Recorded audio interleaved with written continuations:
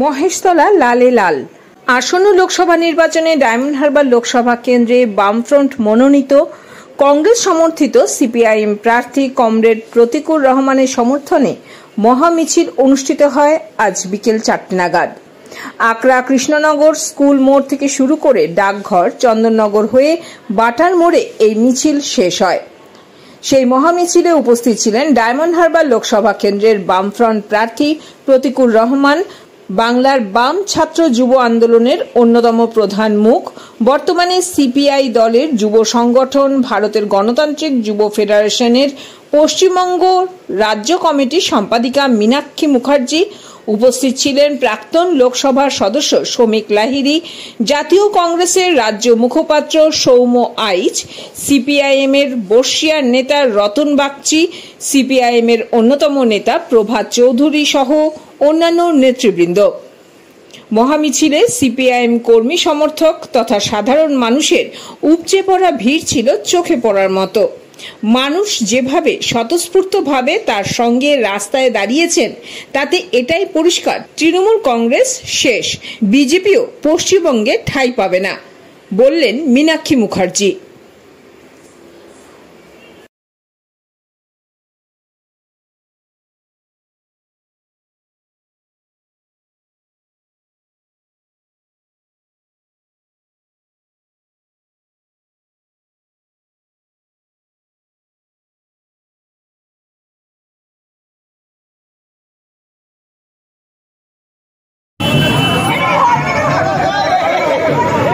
কি ধরা পড়েছে?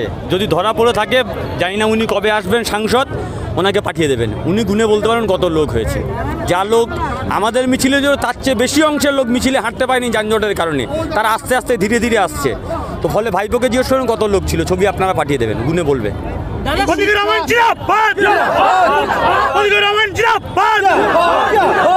দাদা, শিক্ষা নিয়ে দুর্নীতি, চাকরি নিয়ে দুর্নীতি, আজকে আমরা দেখলাম যে ওবিসিদের নিয়ে প্রায় 5 লক্ষ ওবিসিদের নিয়ে হাইকোর্টে তাদের খারিজ করেছে। আরে এই সরকার নিজের দলের টিকিট দেওয়াকে নিয়ে দুর্নীতি করে, পঞ্চায়েতের টিকিট দিয়েছে সেই নিয়ে কাটমানি খেয়েছে। একে নিয়ে কি বলবো?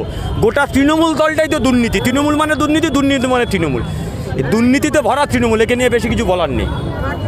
আমরা প্রথম দিন থেকে বলেছিলাম ওবিসি নিয়ে বিনাভাবে যদি আইনের ফাঁক যদি আপনি রেখে থাকেন তাহলে আদালতে থাপ্পড় খাবেন। আদালতে থাপ্পড় খেয়েছে, যেটাতে কতটা আশাবাদী মানুষ যদি ভোট দিতে পারে। মীনাক্ষী কারেক্টলি বলেছে, সন্ত্রাস ছাড়া এই ডায়মন্ড হারবার লোকসভা কেন্দ্রে অভিষেক ব্যানার্জি জেতার কোনো চান্স নেই। কেন্দ্র বাহিনী তো আছে, ভোট দিতে পারবে না কেন? কেন্দ্র বাহিনী, পুলিশ তো কেন্দ্র বাহিনী দিতে ভোট হচ্ছে। পঞ্চায়েতও পুলিশ ছিল, কেন্দ্রীয় বাহিনী ছিল, তারপরে তো ডায়মন্ড হারবার অধিকাংশ জায়গায় মানুষ কাউন্টিং এজেন্ট যেতে পারেনি। কাউন্টিং এজেন্টের বাইরে তো পুলিশ ছিল, কেন্দ্রীয় বাহিনী ছিল, তারপরে কেন মানুষকে কাউন্টিং এজেন্ট যাদেরকে মেরে কেন বের করে দিল? পঞ্চায়েতের মধ্যে ছবি যদি একই করবে, দেখে নাও। वक्त आने दे बता देंगे तुझे आसमां, हम अभी से क्या बताए क्या हमारे दिल में है। ওরা লুট করবে আর আপনারা আমাদেরকে প্রশ্ন করবেন, আর আমাদের টাকাতে বেতন হয়ে নির্বাচন কমিশনের চোখে ঠুলি পড়ে থাকবে, আর রাজ্যের পুলিশরা টেবিলের তলায় ঢুকবে, আর মানুষ নিজেদের অধিকার রক্ষা করার জন্য নিজেরা মারামারি করে মরুক। আর মিডিয়া এই প্রশ্নগুলো আমাদেরকে করবে, রাজ্য পুলিশকে করবে না। মিডিয়া পুলিশ মন্ত্রী মমতা ব্যানার্জিকে করবে না। মিডিয়া ইলেকশন কমিশনকে এই প্রশ্ন করার হিম্মত দেখাতে পারবে না। আর আপনারাও বকলমে স্বীকার করে নিচ্ছেন যে অভিষেক যেমন সন্ত্রাস করে ডায়মন্ড হারবারে যেতে, এবারেও সন্ত্রাস করেও জিতবে। এই তো তার মানে মানুষের অধিকার সেটা রাস্তায় থাকবে, আর তার উপরে দাঁড়িয়ে তৃণমূল রাজনীতি করবে, পুলিশ পকেট বাগাবে, আর মিডিয়া তাদের বাজার করে যাবে। এইটাই হবে পশ্চিমবঙ্গের ভবিষ্যৎ। দিদি, একটা অরাজনৈতিক প্রশ্ন করছি। আপনারা শাসক বিরোধী সবাই এক অংশে বলেন মিডিয়া পক্ষপাতিত্ব করে। মিডিয়া কেন পক্ষপাতিত্ব? আমরা পক্ষপাতিত্বের কথা বলিনি, আমরা বলছি এই প্রশ্ন মিডিয়া কেন করবে যে সন্ত্রাস হলে আপনারা কি করবেন? সন্ত্রাস না হবার আমরা বলিনি, আমরা বলেছি যে সন্ত্রাস ছাড়া যদি ভোট হয় প্রতিকুর রহমান ছাড়া কেউ জিতবে না। আপনারা প্রশ্ন করলেন যদি সন্ত্রাস হয় তাহলে আপনারা কি করবেন? তাহলে সন্ত্রাস হলে সন্ত্রাস আটকানোর দায়িত্ব কি মানুষের নাকি পুলিশের? কার? কেন্দ্রীয় বাহিনীতে ভোট হচ্ছে, কেন্দ্রীয় বাহিনী আর পুলিশ। পঞ্চায়েতের ভোট দেখেছি আমরা, আবারও বলছি সন্ত্রাস ছাড়া ভোট হোক, মানুষ বুঝিয়ে দেবে কত ধানে কত চাল। মানুষ বুঝিয়ে দেবে। আমাকে জিজ্ঞেস করলে আমি তো খারাপ বলবো না, আপনারা কেমন সাড়া দেখলেন সেটা বলুন। এত সন্ত্রাসের মুখে গোটা রাজ্যের সাথে আজকে এই ডায়মন্ড হারবারের এই এলাকাতেও, এই মহেশতলা এলাকাতেও মানুষ যেভাবে স্বতঃস্ফূর্ততার সাথে রাস্তায় দাঁড়িয়েছে, তাতে এটাই পরিষ্কার তৃণমূলের শেষের শুরু। বিজেপি এই পশ্চিমবঙ্গে ঠাঁই পাবে না। কি বুঝলেন, এড়িয়ে কি বোঝার করেছেন, কি অভাব অভিযোগ এখানকার পড়ছে আপনাদের কাছে?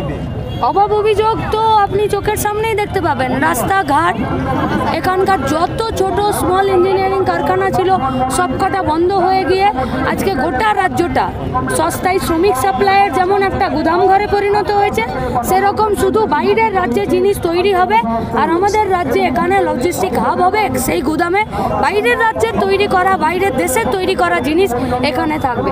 পশ্চিমবঙ্গের বেকার ছাত্র যুবদের না তো কোনো কলকারখানায় কাজ করার যোগ্যতা আছে, না তো পাস করলে কোনো স্কুল কলেজে পড়ানোর যোগ্যতা আছে।